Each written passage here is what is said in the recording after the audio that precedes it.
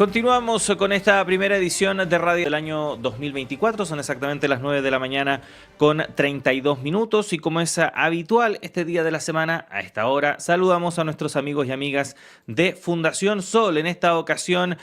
al sociólogo, investigador Recaredo Gálvez, a quien le damos la bienvenida. Recaredo, ¿cómo le va? Buenos días, gracias por estar con nosotros. Hola, buenos días, Claudio. ¿Cómo estás? Muchas gracias por la invitación.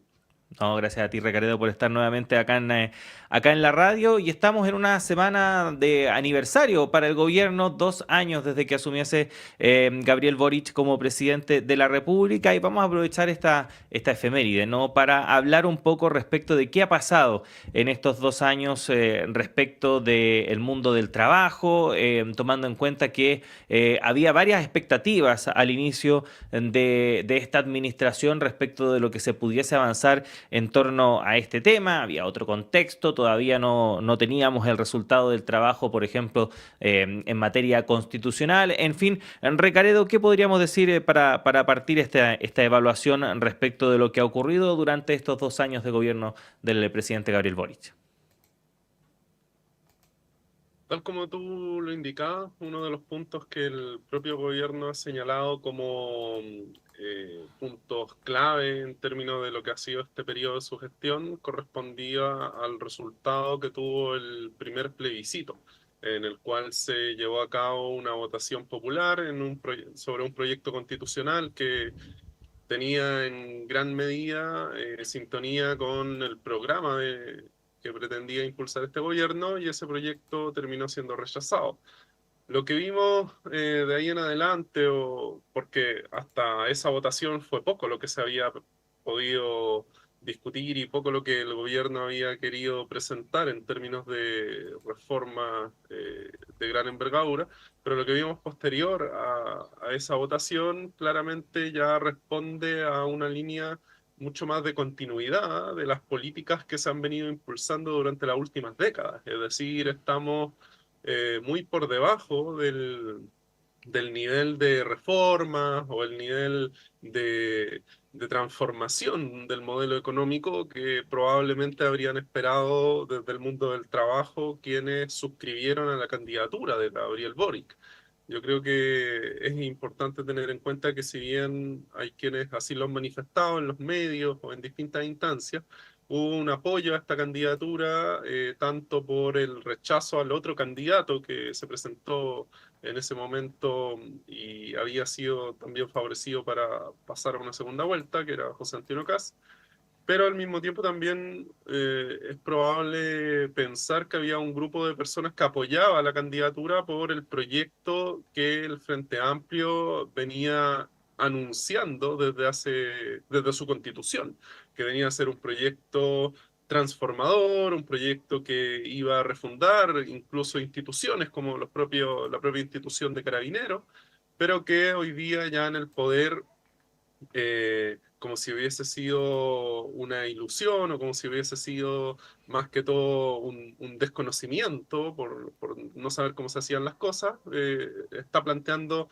reforzar la institución de carabineros, está planteando mantener las cuentas individuales, en este caso en el sistema de AFP, y en gran medida las reformas en el mundo del trabajo también se han quedado bastante lejos de los cambios estructurales que son urgentes en nuestro país. Y para aterrizar un poco en ese ámbito, podríamos dar cuenta de cómo hoy la situación de los bajos salarios de nuestro país, que está muy relacionada y es íntimamente relacionada con el mundo del trabajo, da cuenta de que la mitad de las y los trabajadores en Chile recibe ingresos mensuales que son menores a 503.000 pesos. Esa es una realidad que desde nuestro punto de vista se puede resolver en el mundo del trabajo a través de herramientas que permitan fortalecer la autonomía de las organizaciones de trabajadores, llámese sindicatos, federaciones, confederaciones, para que éstas logren representar a las personas que están afiliadas, que son trabajadores y trabajadoras, frente a sus empleadores para establecer negociaciones en niveles que ya correspondan a la rama de actividad económica o a nivel nacional. Nosotros creemos que dada la evidencia que ha sido posible analizar en distintos países y en economías que que se suelen utilizar como referencia por parte de, ya sea de este gobierno o gobiernos de otro signo político, como en la OCDE, lo que observamos es que en aquellos países donde hay negociaciones colectivas a nivel ramal, donde hay sistemas de seguridad social que tienen ciertas garantías como sistemas públicos de pensiones, solidarios, de reparto, realmente no hay un efecto contradictorio o problemático ni con el crecimiento, ni tampoco con otras condiciones de bienestar en esos países. Entonces, muchas veces acá lo que se plantea como solución, y lo seguimos viendo luego de estos 2 años de gobierno, sobre todo por parte del gran empresariado, es que la única manera de mejorar la situación actual, que no es una situación favorable para el mundo del trabajo, es a través de mayor crecimiento económico. Y eso es un discurso que está instalado desde hace ya varias décadas en nuestro país, desde los 90 en adelante con mucha fuerza y ahora vuelve a retomar fuerza cada vez que se plantean reformas que puedan ser de gran alcance, se plantea también frente a eso que tiene que haber crecimiento económico, si no, no puede haber bienestar, no puede haber más gasto público, no pueden haber reformas estructurales, pero es importante algo que nosotros hemos buscado mirar y analizar desde la Fundación Sol y que en gran medida hemos también colocado la pregunta, ¿quién crece cuando Chile crece? ¿Por qué en nuestro país durante las décadas posteriores a la dictadura de Augusto Pinochet pudimos apreciar que en gran medida hubo crecimiento económico, pero ese crecimiento económico se concentró en pocas manos y esos grandes riquezas y grandes ricos y millonarios y millonarias de nuestro país en gran medida son principalmente quienes se oponen a las reformas estructurales. Eso es bastante interesante teniendo en cuenta que hoy día estamos en un contexto de un llamado que hace este gobierno ya lo hizo antes de cumplir 2 años de su periodo, pero probablemente ahora lo va a intensificar, que es este llamado que ha hecho a un nuevo pacto social, o perdona, un pacto fiscal, ¿ya? Ujú. Que vamos a hablar probablemente más adelante, pero para cerrar la idea de estos 2 años, quizá hay algunas otras situaciones que son interesantes de tener en cuenta. Por ejemplo, la reforma que creemos que debe ser muy importante de seguir es la que se esté planteando en el ámbito de las relaciones laborales. Si el gobierno ha anunciado que va a llevar a cabo o va a impulsar una reforma que tenga que ver con la negociación colectiva. Desde nuestro punto de vista, el actor clave en términos de ese tipo de reformas tiene que ser el mundo del trabajo representado a través de sus organizaciones sindicales y en gran medida es importante avanzar, que no es lo que está proponiendo el gobierno, pero es importante avanzar en una línea de negociación colectiva ramal. Es importante entender lo atrasado que se encuentra nuestro sistema de relaciones laborales en comparación con los mínimos que existen en otros países y lo relevante que es este tipo de reformas para poder mejorar condiciones dentro del mundo del trabajo que tienen que ver con salarios, que tienen que ver con condiciones de trabajo, que tienen que ver incluso con jornadas de trabajo. Es decir, hay una serie de cosas que se vinieron regulando en estos 2 años con este gobierno, como la ley de las 40 horas, como temas que tienen que ver con algún acceso a derechos en los primeros ciclos de crianza, que en gran medida son cosas que también se pueden regular en el espacio de trabajo a través de las negociaciones colectivas y es ahí donde se puede fortalecer la bajada concreta según la realidad de cada rama económica y según también lo que sus organizaciones de trabajadores puedan impulsar. Ujú. Ese es un punto que creemos que es importante y que al mismo tiempo ayuda a fortalecer la acción sindical y estas organizaciones sindicales que pueden no solo participar en el ámbito de las relaciones laborales, sino que también pueden tener una opinión respecto de otro tipo de reformas como la de pensiones, los cambios que se quieren hacer en salud, que es otro elemento de estos 2 años que nos deja una profunda decepción. Ujú. O sea, al final de cuentas, con el fuerte problema que hemos acarreado en materia de salud, donde todavía no hay en el horizonte una reforma estructural que realmente otorgue tranquilidad a los hogares de las familias trabajadoras de nuestro país, donde haya realmente una perspectiva de qué es lo que se va a hacer con la lista de espera o qué es lo que se va a hacer en realidad para reformar este sistema que tiene un bloque para ricos y en la ISAPRE y otro segmento para la mayoría de la población, que es el Fondo Nacional de Salud. O sea, ¿cómo vamos a avanzar realmente hacia un sistema que sea claramente universal, que logre generar de manera oportuna atención en salud, de manera garantizada, y que al mismo tiempo no esté segregado en un sistema para ricos que hoy día se está defendiendo Ujú. a partir del propio gobierno? Sí, Recaredo, a propósito de este balance, ¿no? A comienzos de semana se destacó mucho dentro de esta minuta comunicacional el Ejecutivo ha tratado de impulsar a propósito de estos 2 años, avances en distintas materias y hay un par que tienen relación con el mundo laboral y que han sido muy celebradas por las autoridades, que son esta ley de reducción de la jornada laboral a 40 horas y el aumento del salario mínimo en 500.000 pesos. Pero acá hemos conversado, de hecho, durante estos 2 años respecto de las precauciones que hay que tomar respecto, por ejemplo, del tema 40 horas y lo insuficiente que sigue siendo el salario mínimo de 500.000 pesos. ¿Qué podríamos decir al respecto? Claro, o sea, en esas dos líneas hay elementos que tienen que ver con cuál es la forma en la cual se implementan estas reformas, que es algo muy importante. O sea, por un lado, cuando hablamos de mejoramiento de los salarios, construcción de salarios, o sea, claro, está la propuesta y probablemente este año se llega alrededor de los 500.000 pesos o a los 500.000 pesos como salario mínimo. No obstante, siempre es muy relevante entender qué es lo que este salario mínimo busca en términos de la economía en general, en términos de la realidad de los hogares en nuestro país, de familias trabajadoras. ¿Por qué? Porque si pensamos que eh, ¿es suficiente el salario mínimo o no? Que es una de las preguntas que nos podríamos hacer, porque al final de cuentas tiene una connotación en términos de que para las empresas por jornadas completas de trabajo no debiesen estar por debajo de este indicador, de que en gran medida cuando se calculan gratificaciones en las empresas donde se paga también se utiliza como referencia este indicador y así para una serie de otros elemento del salario mínimo sirve como algo que podríamos entender como una especie de faro en términos de, bueno, cuánto es el crecimiento que tienen que tener los salarios en la economía, cuál es la relación del piso que se ha establecido socialmente.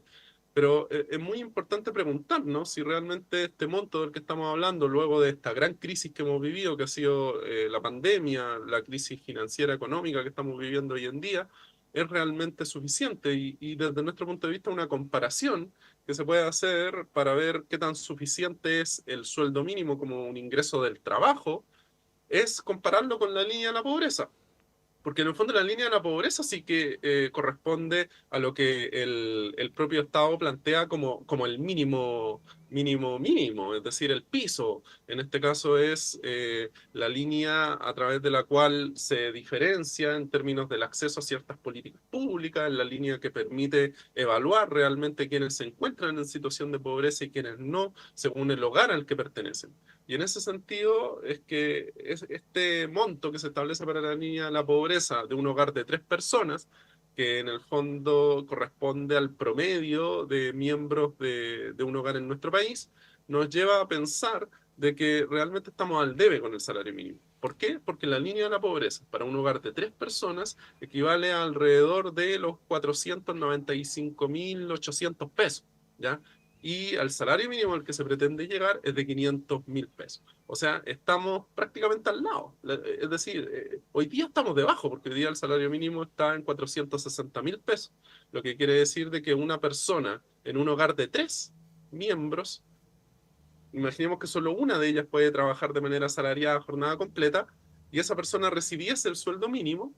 ese hogar estaría en una situación de pobreza. Entonces, en gran medida, si llegamos a los 500, todavía vamos a estar al debe. ¿Por qué? Porque ese es un monto bruto. en términos de que tenemos que descontar las leyes sociales y el monto líquido que pagaría el salario mínimo todavía estaría por debajo del monto correspondiente a la línea de la pobreza para un hogar de 3 personas. Entonces, ahí es donde nosotros sometemos a una evaluación estas políticas. No basta con decir, bueno, que el salario mínimo llega a 500.000, a 550.000. ¿Cuál es la lógica dentro de la realidad del mundo del trabajo que está detrás? Ese es un punto. Y aquí hacemos la comparación con la línea de la pobreza y proponemos entender de que estamos en una situación de insuficiencia. Esa es nuestra perspectiva. El salario mínimo es insuficiente. Ese es un primer elemento. Y el segundo elemento que creemos que es relevante es entonces cómo enfrentamos esta situación de insuficiencia. Y ahí es donde creemos que se vuelve del todo fundamental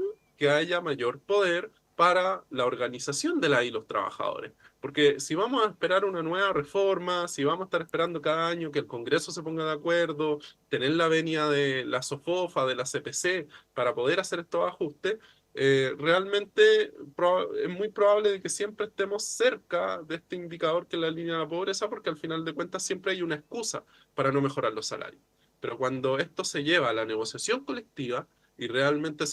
son los actores del mundo del trabajo, sindicatos, empresarios de ramas productivas quienes pueden negociar los salarios, claramente, incluso el salario mínimo, claramente ahí los ajustes que vamos a tener van a ser ajustes en los cuales las partes están haciendo uso de sus derechos.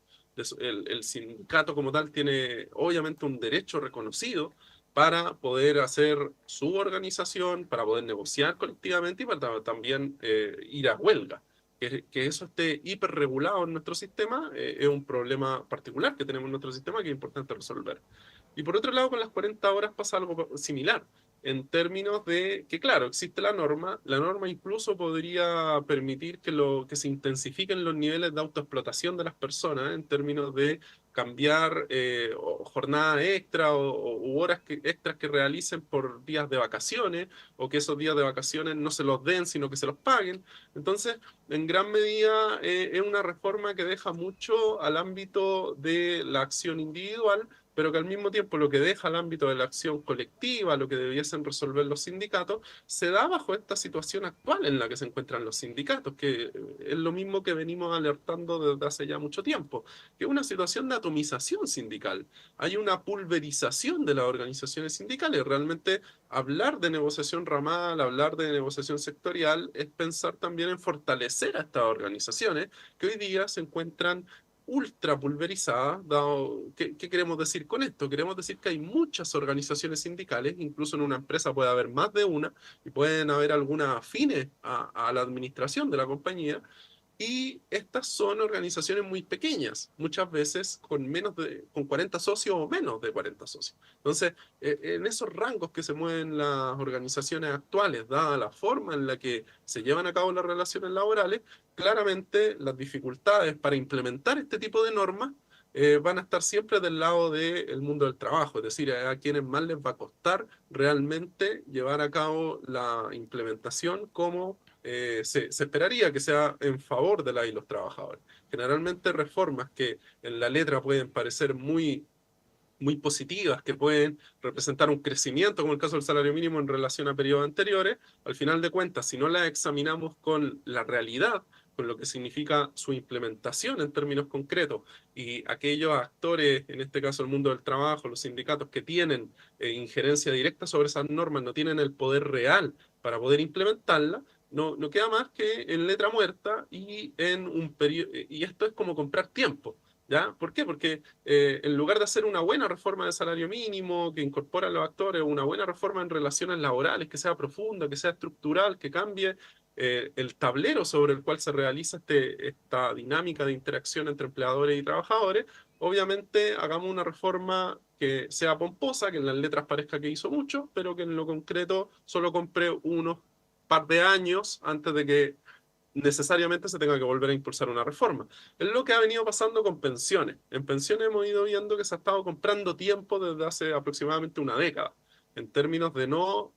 transformar estructuralmente el sistema de cuentas individuales, que significa un flujo fresco de capital desde el ahorro acumulado de los trabajadores a las grandes empresas y bancos de nuestro país, y extranjeros también. Entonces, para no hacer esa reforma estructural, lo que se ha hecho han sido distintos parches, distintas reformas menores, sobre todo en el pilar no contributivo, incrementando el gasto público. ¿Y qué es lo que hoy día, con el pacto fiscal, vuelve a aparecer en la mesa? Bueno, Recaredo, lamentablemente se nos acabó el tiempo. Hay varios temas que podríamos seguir conversando, pero van a quedar pendientes para un próximo contacto contigo o con cualquiera de los integrantes del equipo de Fundación Sol que están con nosotros cada jueves a esta hora de la mañana para conversar respecto de todos estos temas. Recaredo, como siempre, muchas gracias por tu tiempo y te esperamos en una próxima ocasión. Que estés muy bien. Muchas gracias a ustedes, que tengan una muy buena semana. Gracias, Recaredo.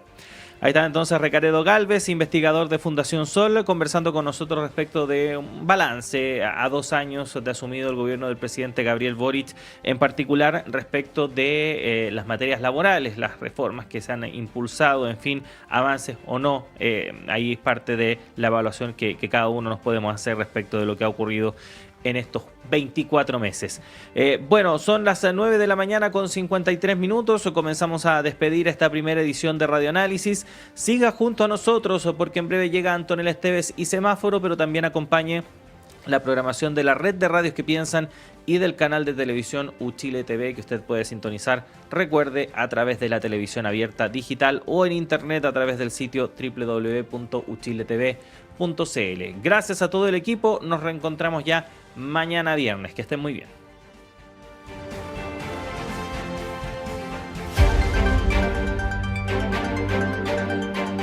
El Departamento de Prensa de Radio Universidad de Chile presentó Primera Edición de Radio Análisis. Lo más relevante de cada jornada informativa, con noticias, comentarios, análisis y entrevistas, en una transmisión en línea con las radios que piensan. UFRO, Universidad de la Frontera de Temuco, Radio Universidad de los Lagos, de Osorno, 90.1 FM, Radio Universidad Austral de Valdivia, El Periódico.cl de Temuco y la Araucanía, Radio UTA, 95.9 FM, de la Universidad de Tarapacá, región de Arica y Parinacota, Radio Placeres, 87.7 FM de Valparaíso, Radio Talcahuano, Radio Universidad de Antofagasta, 99.9 FM, Diario TV Canal 5.cl, de la región de los ríos y de los lagos, Radio UNAV, 101.9 FM de la Universidad Arturo Prat, región de Tarapacá, Radio Quinta, 106.6 FM de Quinta Normal, Radio Ricalma, 107.9 FM de Icalma, región de la Araucanía, canal de televisión R2 TV de las comunas de Mejillones y Taltal, Radio